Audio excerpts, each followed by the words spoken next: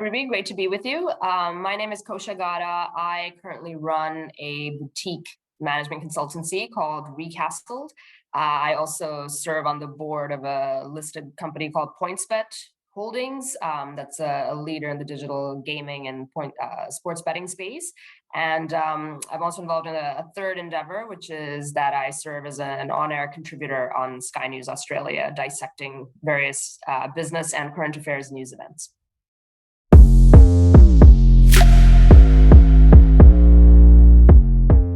I had a very idyllic childhood, very encouraging, supportive parents, which definitely served as a great foundation and still does to this day.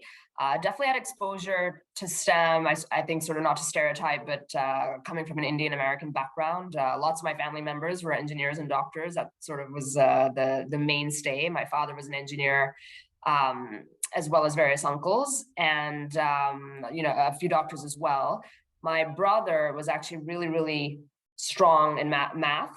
Till this day, he's sort of like a top 0.1 percenter in terms of, where he is in math. So it was interesting where in a way I was sort of, given that I was he's my older brother, so I was sort of in his shadow a little bit. I had never sort of focused on it or thought it was something that I was as good at just because I was younger to a brother who was so good at it. But then I would say later on, when I kind of got into the high school years, I took to it and I was, encouraged to develop it. And then I became fairly strong as well, not as strong as him, but fairly strong in math and science as well. And then ended up going down that path for my own education and beyond.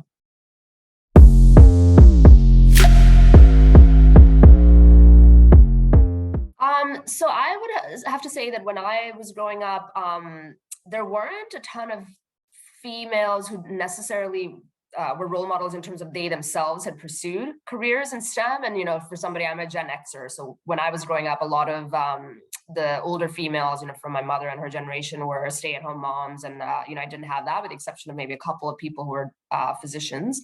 But I don't look at a role model in that way. It was sort of more, I had a huge support. And my mother was somebody who was the first to say always that you can be anything you want to be. And it's really good to expand your horizons and think outside of, necessarily what the obvious sphere is. So I had a lot of support in that way, but I didn't necessarily have examples in front of me of, people in my life who were doing something that I was basically just copying or executing. I sort of had to forge my own way because I think there was a bit of a generational shift between my parents' generation and my own. I'd say for me personally, since I had so much support from my family and my parents, and there's a little story, a little anecdote of something that they did when I was in high school. We actually took a trip around the country and did sort of grassroots research where my parents and I rented a car and just basically drove all around America, looked up people in their network primarily that were doing different things. And I did sort of like I shadowed people in their line of work because I was sort of all over the place. I didn't know what I wanted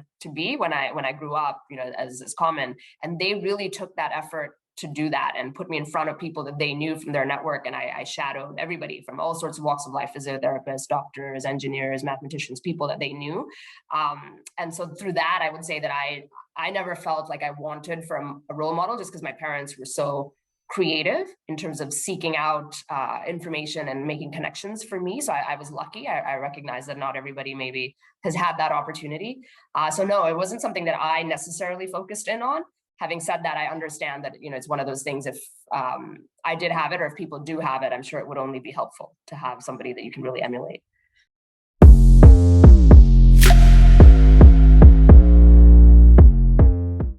So high school, I think, generally gets a little bit more competitive.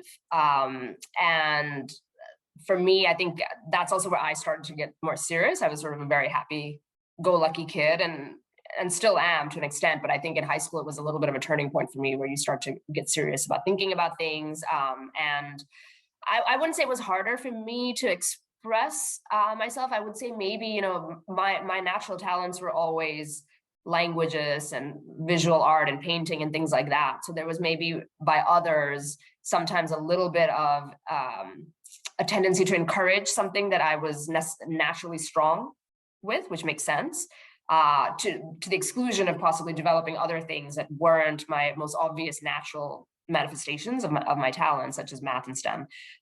But I also had this sort of practical side where I just thought that I want to expand my horizons, and high school is a time to really explore all facets and not just keep strengthening what I'm already good at, but work on other things. And so I sort of pushed myself and forced myself to take more math, physics, chem, those types of classes. And, I initially had to work hard, a little bit extra hard in them because it wasn't necessarily my natural inclination, but then it clicked. And I do think if you're basically intelligent and hardworking, you actually can be successful in multiple spheres. And then I sort of took to that, but it required me to sort of push myself because I had this other side that was naturally strong. And so I think there was a tendency by some to say, I just keep focusing on what you're good at.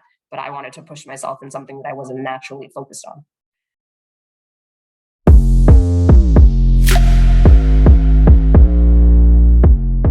It's sort of, there's already a generational shift, I think, with you guys now versus I was in high school now 30 years ago or so, 25, 30 years ago. So it's like half a generation ago.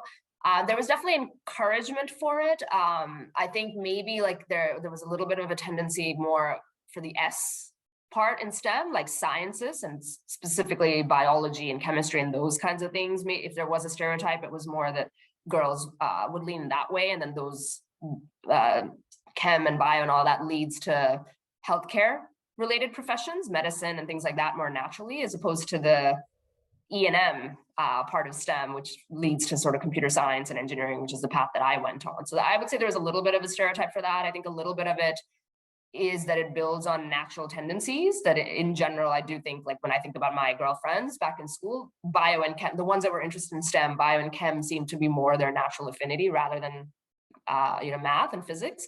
So that also perpetuates that. So I would say to the extent that I saw any stereotyping, it was maybe in that way, breaking up the STEM and which parts of it sort of resonated with girls more than boys.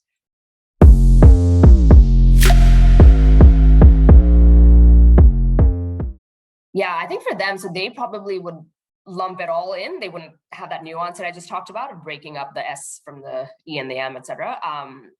And I think for them, sometimes it can be a little bit intimidating because STEM subjects are not that intuitive to most. It takes sort of that extra, it's a little bit different from studying sort of language or psychology or English or things like that that are maybe one step more intuitive. This, you've sort of got to get into that mindset and master a discipline like calculus that you don't necessarily, use in your day-to-day life, for example, but you have to like learn how it's done and apply it. So I think possibly for some people, that's intimidating, and being able to master something that's not intuitive takes that extra level of push and focus and dedication. And then if on top of that, the system allows for an escape hatch almost, where you don't have to do it because there are other paths that you can pursue, it becomes, I don't want to say the easy way out, but sort of a natural way that some people might decide to go towards, which I understand. And I guess that's kind of what you're trying to combat against this, Ruby, with what you're doing here.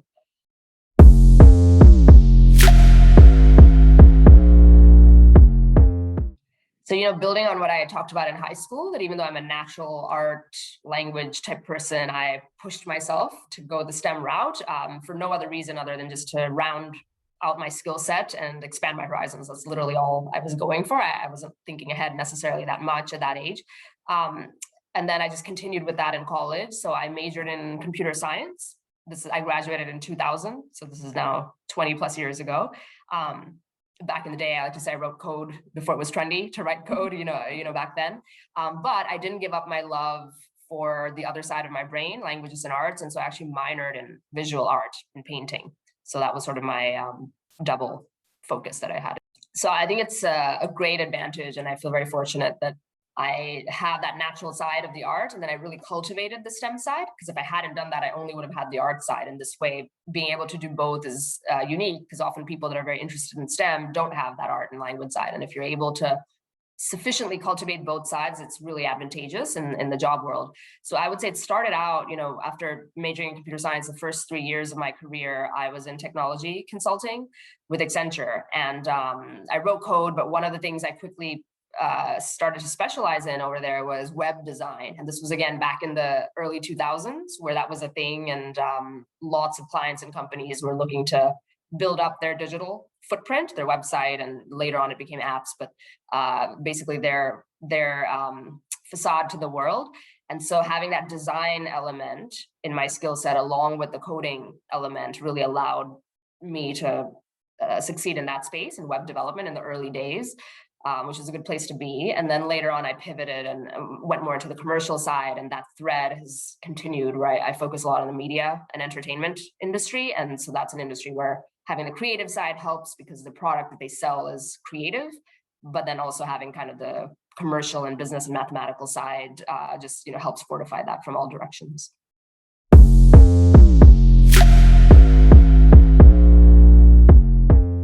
So today, I would say life is very busy. I am a young mother. I have 2 kids, so sort of balancing married life and life with 2 kids, 7 ages. My daughter's 7 and my son's 9. So they're very, very sweet, fun age, but also very, very demanding. So you've got that. That's sort of my first job, actually, from the moment I wake up.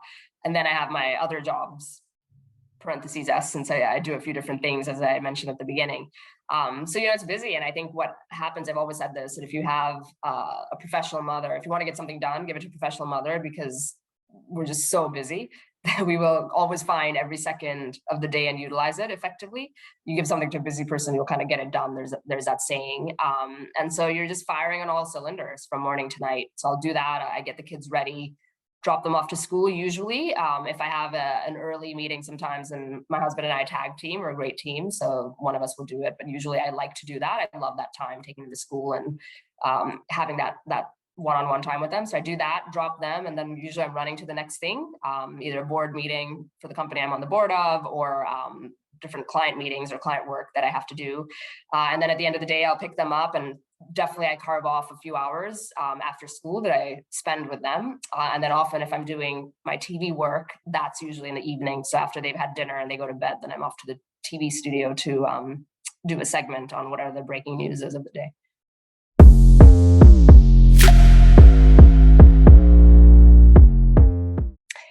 It's been interesting, and I sort of stumbled into it because my last job before this, I was executive director of strategy at the Comcast Corporation in Philadelphia. So that was a pretty high-powered but full-time job in a traditional environment. You sort of go in at around 8:39, and you leave at the end of the day. With flexibility, but that's generally expectation. You go into downtown Philly at the Comcast headquarters. And then I actually currently live in Australia because my husband had an opportunity over here, and we decided to do it. He's Australian, decided to expose our kids to this side of their heritage for a few years, and I wanted to support him in the professional opportunity he had. So I left that, and then we all moved here 2 years ago, and that sort of served as a catalyst for me to do something different. I could have rushed into sort of a similar analogous job in corporate Australia, but I decided to kind of take advantage of the shift and go into business for myself, which is what I've done. And I was able to find success fairly early with establishing a good roster of clients and working for myself. So look, in some ways, entrepreneurship is harder because you are your own business, and it's a little bit of you eat what you kill kind of thing. So you've got to be enterprising. You've got to go out there and sell, because that's what's going to drive the value that you generate, as opposed to plugging into a job somewhere where there's more stability, and that you have that your salary and your promotions and everything coming if you do well. Here you've got to sort of chart your own course, so it's harder. But on the other hand, it's more flexible. I work for myself, so I'm my own boss now, and I can I do answer to clients. Obviously, I am accountable to people, but it's different. I sort of run the own show, and I've created the universe that I want to live in, basically. And so that gives me a lot of flexibility to juggle all the demands of this time in my life, having young children and everything else. So it's great. I'm a big fan of entrepreneurship, but I will say that I worked for 20 years in traditional jobs, which was very useful. And that's what prepared me to do what I'm doing in terms of knowledge, in terms of connections, in terms of everything else. So there are many paths to entrepreneurship, and not all of them look like dropping out at 19 and going the Mark Zuckerberg way. That's fantastic if that works. But if it doesn't, you have plenty of time to do entrepreneurship in your 40s, which is how it happened for me.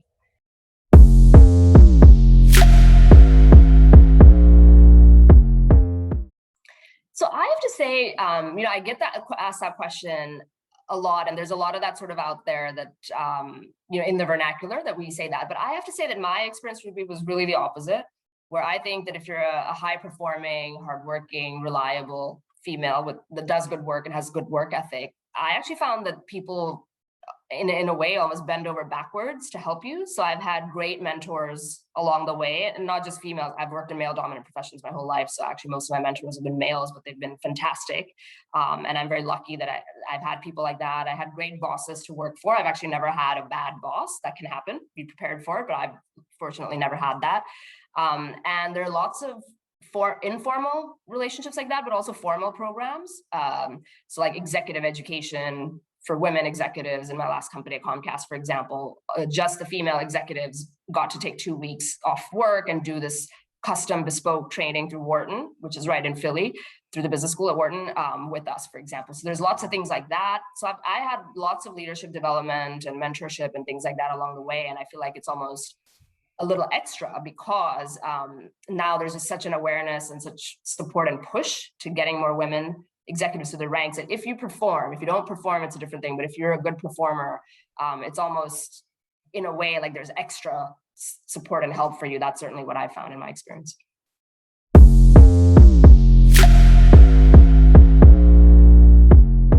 But I would say that there is no one size fits all approach to it. I would say don't be afraid to take the risk, because inherent in entrepreneurship is taking a risk. And, it's not easy to do, especially when you have a great job with the stability and all of that. It's hard to walk away from that and to do it. And for me, what helped me take that risk is I walked away from it for personal reasons, for family reasons, moving halfway around the world to Australia. That was the catalyst for it. I don't know if that hadn't happened and if I'd stayed in Philly, I would have necessarily taken that leap right there if I didn't have to. So that's the only thing I would say, that when you're ready to take the risk, life's short, take the risk. But I will give the counterpoint too, which is don't feel pressure to take the risk super young. And that's why I mentioned what I did earlier, that, the media glamorizes sort of the Michael Dell and Zuckerberg and Bill Gates type stories. But actually, statistically, most entrepreneurs are in their 40s and 50s. And they've done it after a long time working and gaining that experience and credibility and connections and all of that too. So don't discount the value of sort of working in traditional jobs for a good period of time, because you learn a lot and you get paid while you're doing it. So you're getting paid to learn, take all that knowledge, and then when the time is right, don't be afraid to take the risk.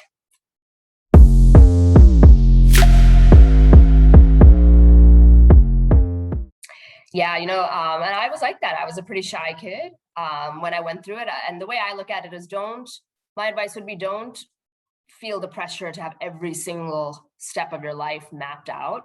My formula, and it's worked well for me, has been to have sort of broad guiding principles in place that guide you. So for me, one broad guiding principle was I want to expand my horizons and learn as much as I can when I'm younger, rather than just super specialized too early on. And I had talked about, how that led to me doing arts and languages and STEM.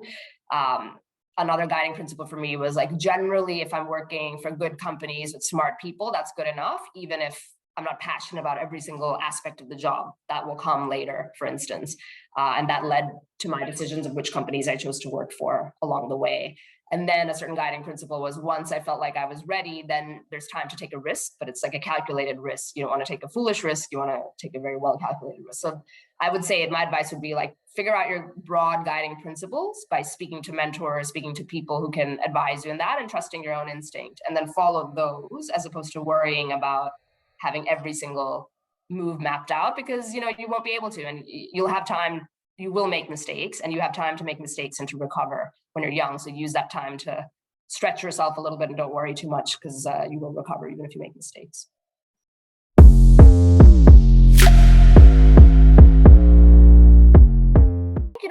The biggest thing as a female, having a female role model, is you can see something that you want to emulate possibly. But as I mentioned, I didn't necessarily have females that were doing exactly what I wanted to do. And that was fine too. I had, my mother's a great role model in certain ways, where she's very positive, optimistic by nature. She always sees the upside in everything.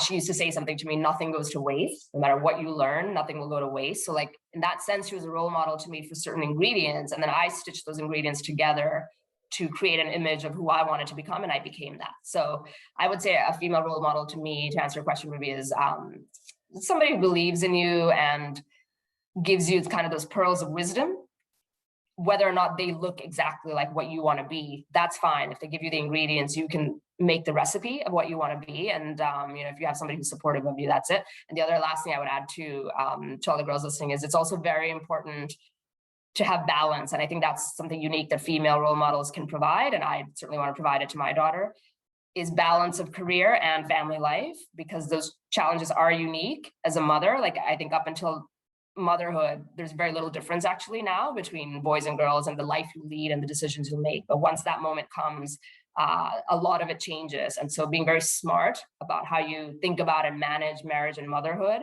when that time comes in your futures with career is important. And I would caution everybody from focusing on one only at the exclusion of the other. It's sort of a juggling act. And I think finding a good female role model who can give you that balance and give you sort of her secrets on how to balance both family and career is very important. So I wish everybody all the best in that. And I'm excited to see what you all do as you grow up and move forward in the world. Thank you so much, Kosha, for being here. Listening to your story, it's been great to hear your journey and what you've gone through and how you persevered to be the successful woman you are today. So thank you for being here. Pleasure.